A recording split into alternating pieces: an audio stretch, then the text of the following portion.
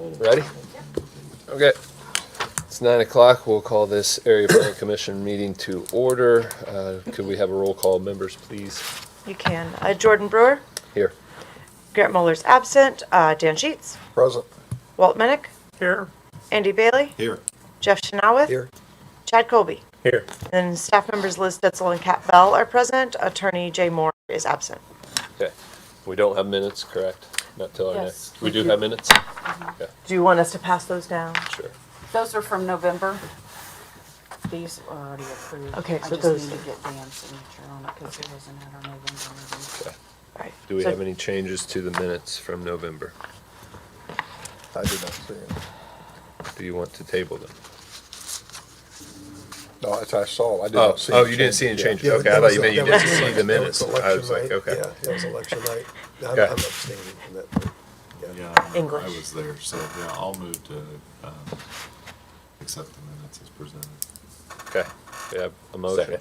Second. All right. All in favor, say aye. Aye. Opposed? Think And we- Jeff abstained. Yes. Yes. Right. Do you abstain? Or you? Well, according to Jay, we don't have to stand. We can still approve. You don't. All right. Oh, okay, well then I would. Aye. All right. 6 ayes. So like 6-0, okay. Any old business? No old biz, well, no, we didn't put No. anything as old business. Okay. Yeah, because we never actually got to hearing the one that, All right. We'll move on to new business. The first one is we need to have a filing waiver for the application CC 2024-01373, which is the application and petition of Joe D. and Rosa Reed. It had a deadline of 18 days. Do I I have? move to waive the filing deadline. Second. All right, all in favor, aye? Aye. 6-0 on that. So we will go to that application. If you could take us through it, please, Liz. I can, thank you. Sorry. Whoever's online, I apologize. Okay. This is the petition of Joe and Rosa Reed. This is up on State Road 26. It's a request for a primary approval of a one-lot minor subdivision called Reed's Second Edition. Both this parcel and everything surrounding it are zoned agriculturally. This consists of a 1.42 acre lot on the north side of West State Road 26. It's between Milner Avenue and North 330 West in section 19 of Ross Township. The proposed new lot is a second split off an 8-acre parent tract. Previously, this site had a single-wide house trailer on it, and the middle portion of the parent tract, it doesn't seem like it's been anything that's farmed since at least 1972. The lot north of the petition site is already a platted lot belonging to the petitioner's son.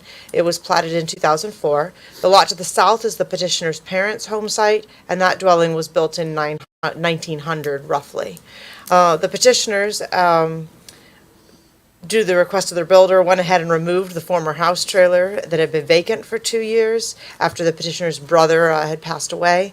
The petitioners and the builder were unaware that when they removed the house trailer before obtaining a permit, then it created a vacant lot that had to be looked at from scratch. So in order to make that buildable again, it required a point system and then a subdivision approval. It did score more than the required 10 points in terms of the point system, so it was administratively approved and came straight here to resolve the fact that it has been split since 1993 without following the proper rules.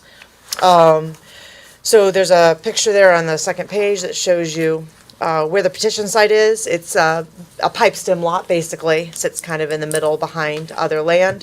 And there's a picture Kat took from the driveway that just kind of shows you how that splits out. This is not an illegal watershed. There's mostly Miami Crosby silt loam and then some Whitaker silt loam as well on the site.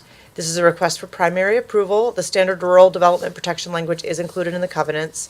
The surveyor's office approved the new lot with a waiver, determining that it's not required to go before the drainage board. Presumably, Dan can clarify that, but because it was previously a home site and hadn't been vacant long. The health department has approved and already issued a septic permit for the new lot. NDOT reports they have no objection to the existing drive access to the 2 existing lots that share the drive, since there's not a proposed change of use to the access itself. The enforcement clause is included and can be initiated by any landowner within 1320 foot. I will also note, because Jay caught a discrepancy, but correction has been made to match what was said in the covenants on the other subdivision and what the zoning ordinance requires, that this now has a 24-foot drive easement all the way back. Previously was kind of a half and half, so that's being corrected to actually match what the covenants of the other lot say and what the ordinance requires for a subdivision. So Jay was happy with that change. That leads us into the principles and standards of design, specifically the restrictive covenants that are properly prepared and legally sound.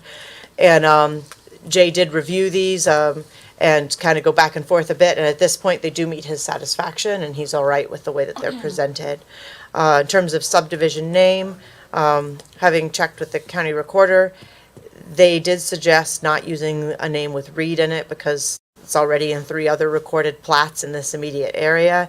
The WMH Reed's Addition, the WMH Reed's Annexation, which are both in the town of Rossville, and then Reed's Addition in Ross Township, which is the Sun's platted lot right behind, and then they're requesting Reed's 2. So there is some difference in the proposed name. Obviously, this is next to Reed's, but the board may want to discuss if they feel that there is enough difference and that this is fine, or if a name change would be requested for avoiding confusion.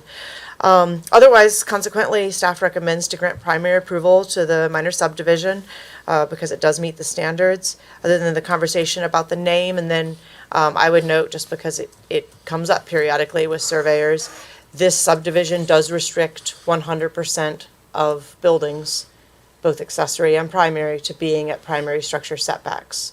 I did ask the surveyor about it. He said his client is good with it, but as that has, I think in our next hearing, it'll be the second time we've had somebody unintentionally accept covenants that they didn't understand or weren't aware of. I wanted to make the board aware that this does include the same clause that prevents us from using the zoning ordinance setback and is more restrictive. Okay. Is petitioner or representative here that would like to speak or add anything? Okay. Anyone else here to have a comment for this case? All right, board discussion. I've visited the site on 2 occasions now, and there's significant elevation from the home site to the west. There's roughly 7 to 8 feet of fall into the field next door. We have no complaints. That's why I basically issued the waiver before going to the drainage board. And I don't really have an issue with the name. I mean, we have other subdivisions that are subdivision 1, phase 2, phase 3, whatever you want to look at. So I think it works for me. Okay. Same. All right. I'd make that a motion to approve. All right, have a motion. Second. Second. Roll call, please. Jordan Brewer, Yes. Dan Sheets, Yes. Walt Minnick, Yes. Andy Bailey, Yes. Jeff Chanelwith, Yes. Chad Colby. Yes. Approved 6-0. And then we'll work through the secondary with the surveyor. All right, we'll move Well, wait a on. minute, they needed Dan and Oh. Jordan. Yeah, he brought the secondary, even though it's not quite filed in our office yet, but we thought you guys could go ahead and sign the primary approval certificate so that saves you guys running back into the office. So that's here after the Okay. meeting. Thank you, Kat. All right, we'll move on to application CC 2024-01408, the petition of Matt Neal. If you could take us through that, please. Yeah, so this is, as you noted, the petition of Matt Neal, 4515 East State Road 38. This is a request, and this is going to look really familiar because this just came through our board here recently. This is a request to vacate the plat that the Plan Commission previously accepted and then grant primary approval to replat it again to make amendments to the covenants. So this is still the 1.1306 acre lot on the east side of 100 East between State Road 38 and Kirkland Brick Road in Section 25 of Jackson Township. The plat was approved August 6th of 2024, and the secondary was recorded November 22nd, so not even 30 days ago. And the applicant started the permitting process for the house and pole barn. The setbacks for the proposed house were met according to the zoning ordinance and the covenants, but the pole barn did not meet the setbacks according to the covenants. The covenants do read, like we've seen quite a few that do over the years, no building shall be located on the lot nearer to the property lines and the building setbacks as shown on the recorded plat. which is more restrictive than the zoning ordinance, as it shows the primary structure setbacks, which is a rear setback of 20. And the applicant would like to be able to place the pole barn 5 foot from the rear property line, as he has some space constraints.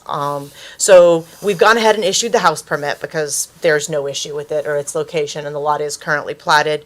But we can't issue the pole barn permit unless the applicant can get the covenants revised. So the only change in this plat, on the replat from what you saw before, is changing the covenants so that only the primary structure has to meet the setback on the plat, and accessory structures follow the zoning ordinance.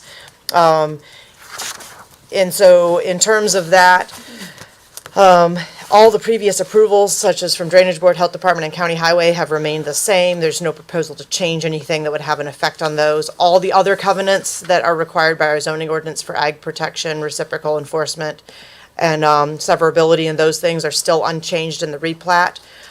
Principles and standards of the design, Jay did look at these again, and he did not flag any issues. The change is pretty minor. And in terms of the subdivision name, it's keeping the same name it was previously recorded under, so no issue there. So consequently, staff would recommend to first approve the vacation of the previously recorded subdivision, and then grant primary approval of the replat. Okay. Petitioner or representative have anything need to add or want to add? Okay. Anyone else here for it? Nope. All right. Board discussion, pretty cut and dry. I think so. I've visited the site several times, and good place for a house, good place for a pole barn, and Okay. I'd make that a motion to approve. To Well, first to vacate. vacate the original subdivision, I think you can make it as a single motion if you want yeah, to. and then to approve the new one. Okay. Second. All right. Motion second. Roll call, please. Jordan Brewer, Yes. Dan Sheets, Yes, Walt Minnick, Yes. Andy Bailey, Yes. Jeff Chanelwith, Yes. Chad Colby. Yes. Okay, 6-0. So Ron, as fast as you can get us a secondary filed, we'll get that signed. And I mean, as far as we're concerned, today would be perfect. So, especially since he's under construction and would like to get the pole barn permit. So, okay. Our next meeting will be January 7th, 2025. Anything else? no, you've already, we're done. We're done? All right. Nope, nothing. I'm with Dan. Entertain a motion to adjourn. Motion to adjourn. Second. All right. Who was my first? Dan, Me, I was the second. he went first all day. I know, it was a theme. I shouldn't have even asked. Okay. Very good.